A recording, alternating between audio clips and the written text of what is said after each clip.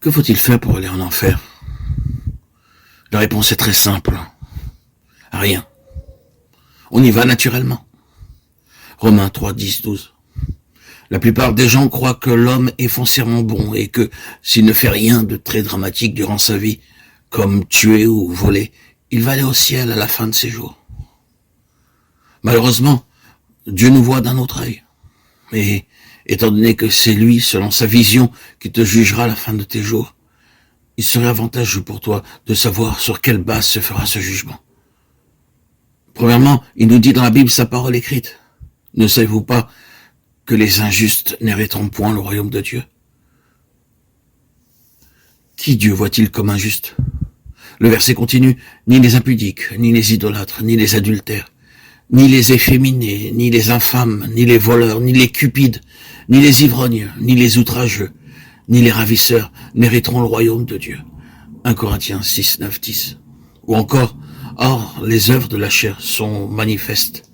Ce sont l'impudicité, l'impureté, la dissolution, l'idolâtrie, la magie, les inimitiés, les querelles, les jalousies, les animosités, les disputes, les divisions, les sectes, l'envie, l'ivrognerie, les excès de table, les choses semblables. Je vous dis d'avance, comme je l'ai déjà dit, que ceux qui commettent de telles choses n'hériteront point le royaume de Dieu. Galates 5, 19, 21. Et ailleurs, mais pour les lâches, les incrédules, les abominables, les meurtriers, les impudiques, les enchanteurs, les idolâtres et tous les menteurs, leur part sera dans les temps ardents de feu et de soufre. Ce qui est la seconde mort. Apocalypse 21, 8. Commettre un seul vol fait de moi un voleur. Dire un seul mensonge fait de moi un menteur. Commettre un seul meurtre fait de moi un meurtrier. Me prosterner devant une statue, qu'elle soit de Bouddha ou de quelque autre statue, fait de moi un idolâtre. Devant Dieu, un péché sera toujours un péché. Et malgré que beaucoup d'entre nous sont déjà reconnus, il ajoute, car tous ont péché et sont privés de la gloire de Dieu.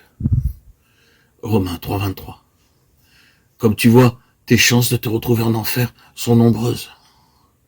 Jésus l'a dit lui-même, car large est la porte, spacieux est le chemin qui mène à la perdition. Et il y en a beaucoup qui entrent par là. Matthieu 7, 13. Mais où arrêteras-tu? Quand en auras-tu assez de faire le mal? L'homme se détruit lui-même et par surcroît il aime ceux qui le détruisent.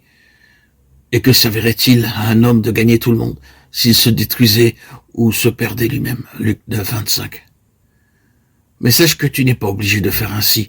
Tu peux tout recommencer, tu peux repartir à zéro. Il est encore temps. Dieu est juste. Amen. Mais il est aussi amour. Et dans son amour, le ciel est toujours un lieu où l'homme peut aller. Et pour l'éternité, être avec Dieu dans son paradis.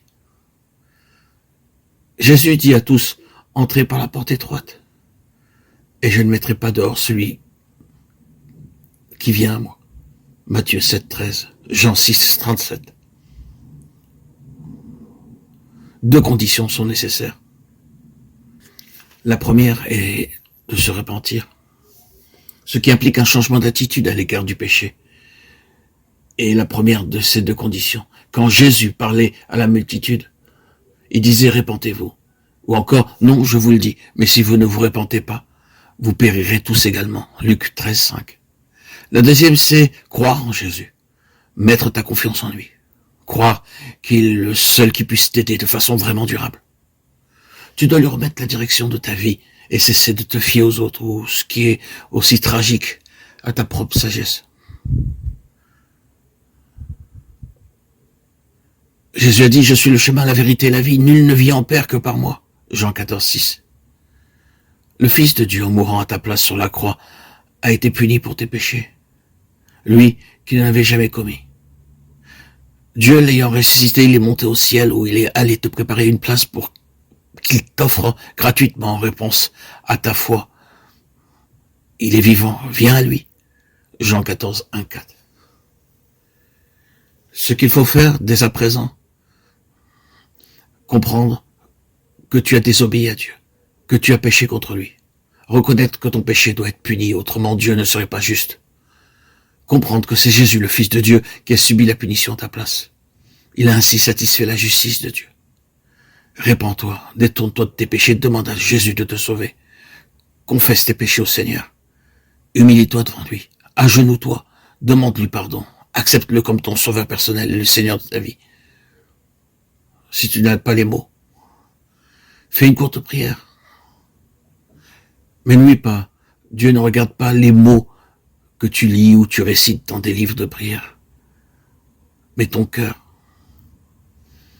Demande au Seigneur de te sauver, de t'aider, de te réconcilier avec lui. Tu te sentiras alors vivifié, régénéré, plein de force. Tu recevras sûrement l'Esprit Saint. Annonce au Seigneur. Reconnais devant lui, Seigneur. Lui seul, ton Seigneur et ton Sauveur Jésus-Christ. Que tu es pécheur et incapable de te sauver par tes propres efforts. Annonce-lui que tu réalises que sur la croix du Calvaire, tu as été puni, que le Seigneur a été puni à ta place à cause de ton péché et qu'il a ainsi payé toute ta dette. Aujourd'hui, annonce au Seigneur par la foi, je t'accepte comme mon Sauveur, Seigneur, pour le pardon de mes péchés et comme Seigneur pour être le maître de ma vie. Seigneur, sauve-moi. Je veux devenir ton disciple. Amen. Alléluia.